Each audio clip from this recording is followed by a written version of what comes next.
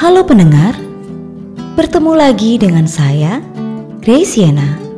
Kali ini, saya akan membacakan sebuah cerita pendek berjudul Potongan Kisah Harian Seorang Gadis Kecil Bergaun Pucat, karya Jagat Fantasi yang diambil dari jagatfantasi.wordpress.com.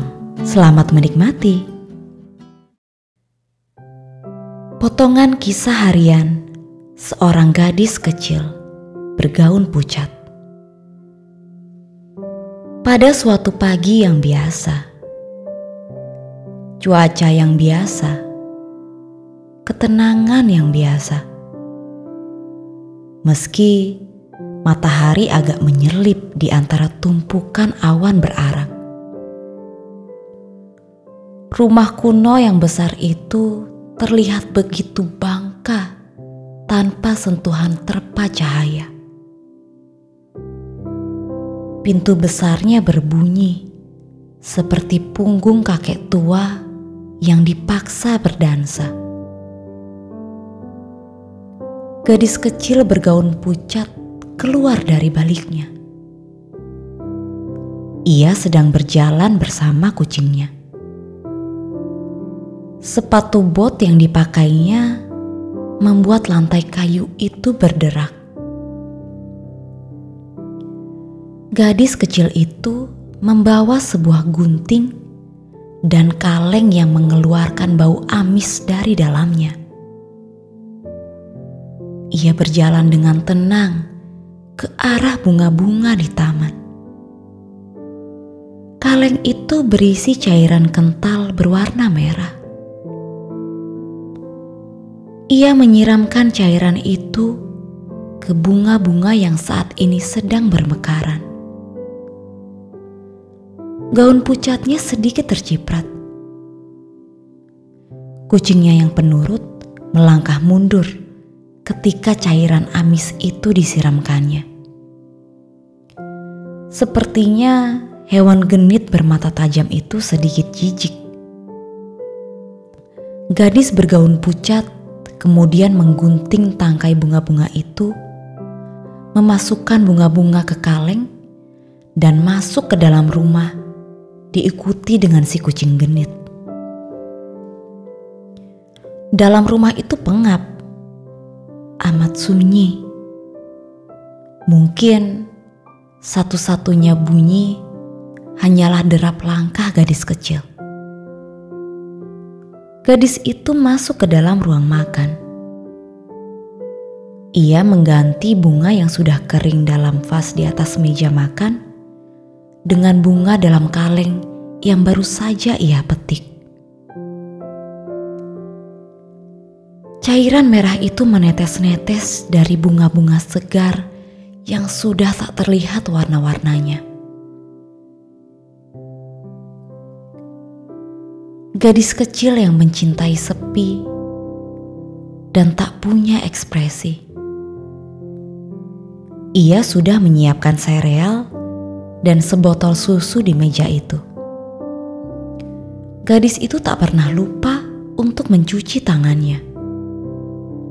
Kemudian ia menikmati sarapan paginya. Susu berwarna putih ia tumpahkan ke dalam mangkuk sereal dan ia mulai makan. Sungguh menikmati sarapannya sampai suatu ketika ia mendengar rentetan suara piano yang berantakan. Gadis kecil berhenti mengunyah. Ia langsung menelan serealnya. Terdiam beberapa detik.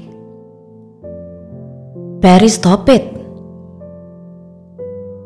I said stop. Could you stop?" Piano itu masih berbunyi. "Sure it's no."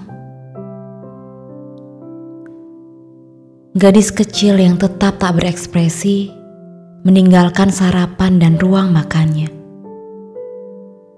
Bunyi piano yang berantakan masih terdengar.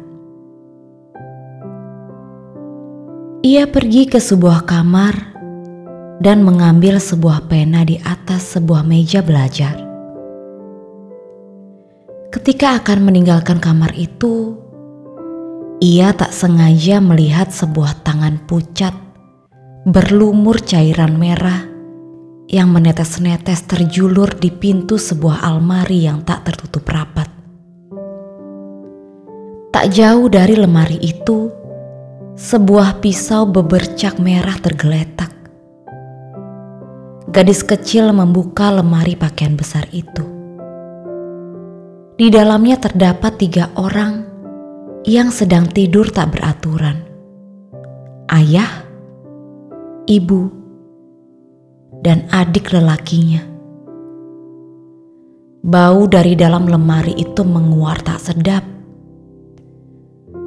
Mereka sedang tidur, namun keenam mata itu membelalak lebar. Beberapa bagian tubuh ayah, ibu, dan adik lelakinya bertempelkan cairan merah pekat yang belum mengering. Ia kemudian menata tangan ayahnya. Barangkali ia sedikit tak nyaman dengan bau tak sedap yang mulai menguat itu, sehingga memutuskan untuk mengambil beberapa baju di gantungan dan menutup tubuh tidur 3 orang itu dengan pakaian-pakaian yang ada di sana. Gadis tak berekspresi menutup lemari, membiarkan 3 orang itu tidur dengan tenang.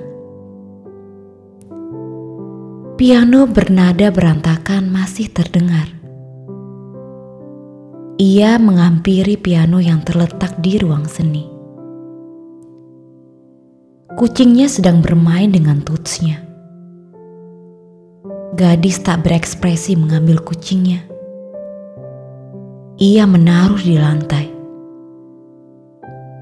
Tanpa pikir panjang, ia menusuk badan kucing itu dengan pena yang ia bawa. Kucing itu tak mati. Setidaknya belum. Badannya menggelinjang tak beraturan. Gadis tak berekspresi kembali menusuk kucing. Kucing itu sekarat. Kucing itu melemas. Gadis itu menggendongnya. Gadis kecil membawa kucingnya ke ruang makan. Ia menaruh kucing itu di lantai, tepat di depan mangkuk makan kucing. Gadis kecil memenuhi mangkuk itu dengan makanan kucing. Ia juga memenuhi mangkuk kecil di sebelah mangkuk makanan kucing itu dengan susu. Gadis kecil tak berekspresi mengelus kepala kucing sekarat itu dengan sayang. Kemudian meninggalkannya untuk meneruskan sarapan pagi yang belum selesai ia habiskan.